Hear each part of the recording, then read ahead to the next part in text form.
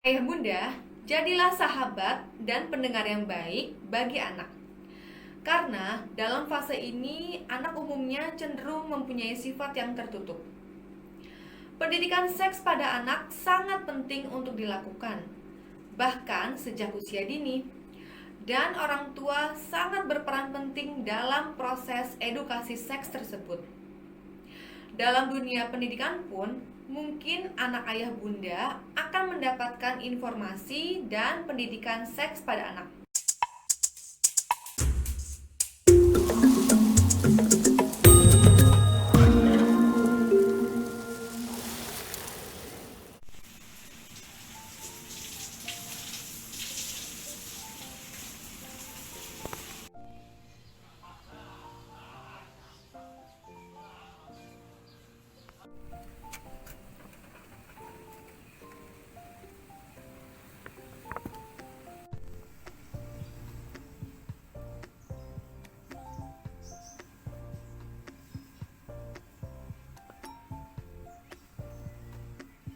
Hai, Assalamualaikum.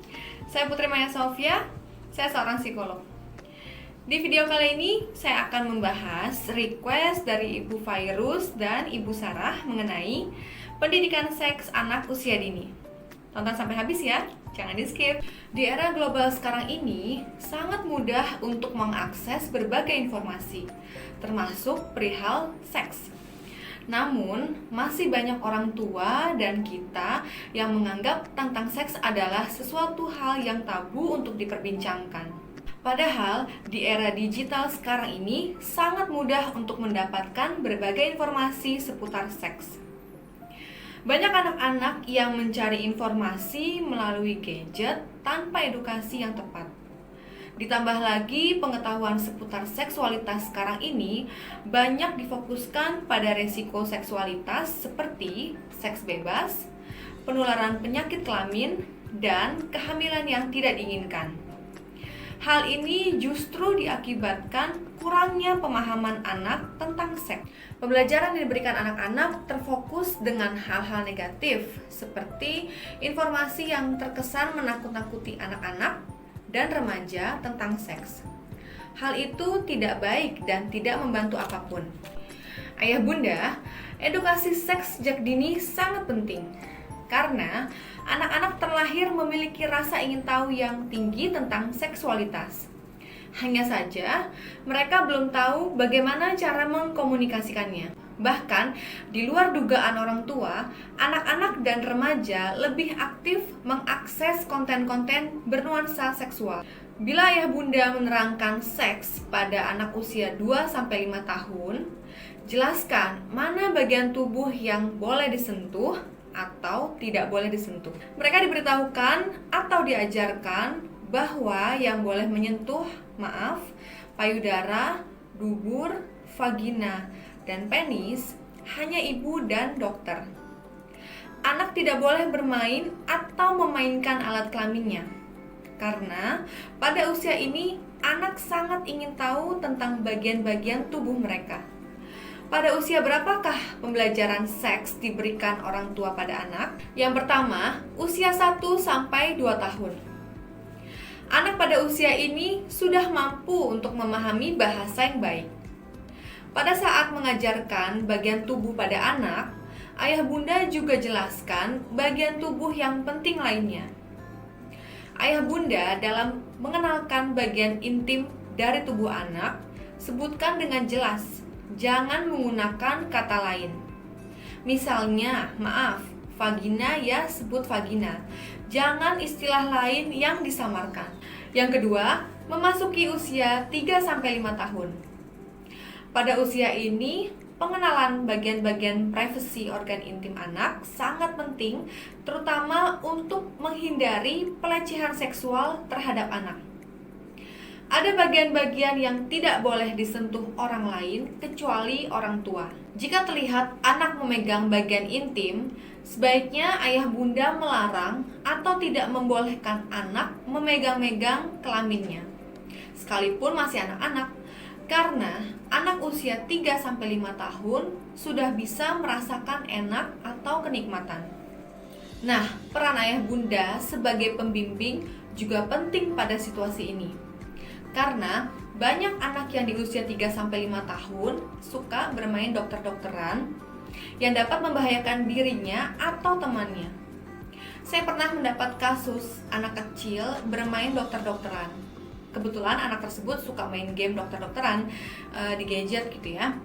Karena ketidakpahaman si anak dan kurangnya pendidikan seks dari orang tua, akhirnya tidak sengaja anak tersebut memasukkan mainan dokter-dokteran tersebut, suntikan, ke alat kelamin temannya. Dan ada juga yang sampai memasukkan mainan tersebut ke kelamin sendiri. Bahaya kan buat bunda yang sibuk di luar rumah karena bekerja, terus anak diserahkan sama si mbak atau babysitter.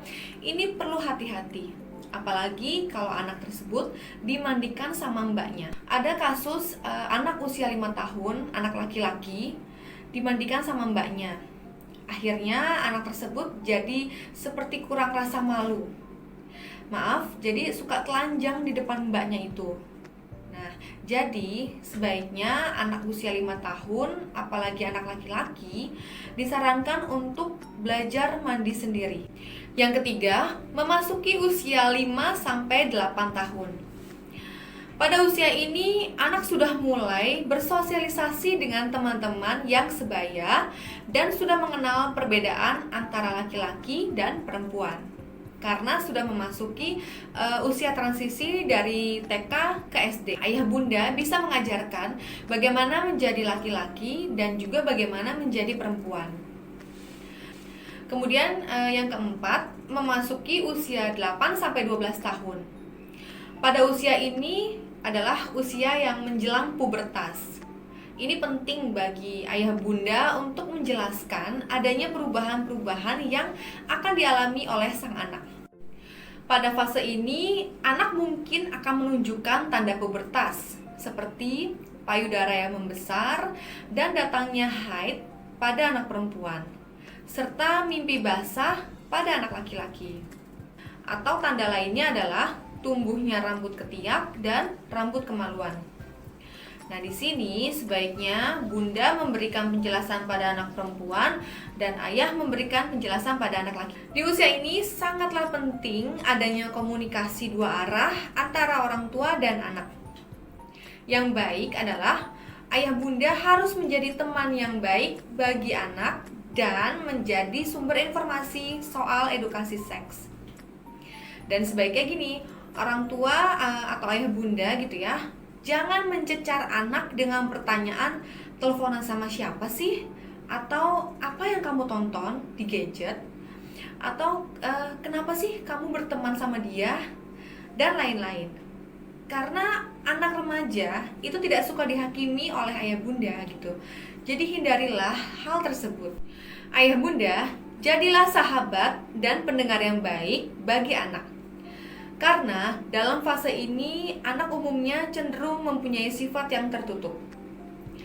Pendidikan seks pada anak sangat penting untuk dilakukan, bahkan sejak usia dini.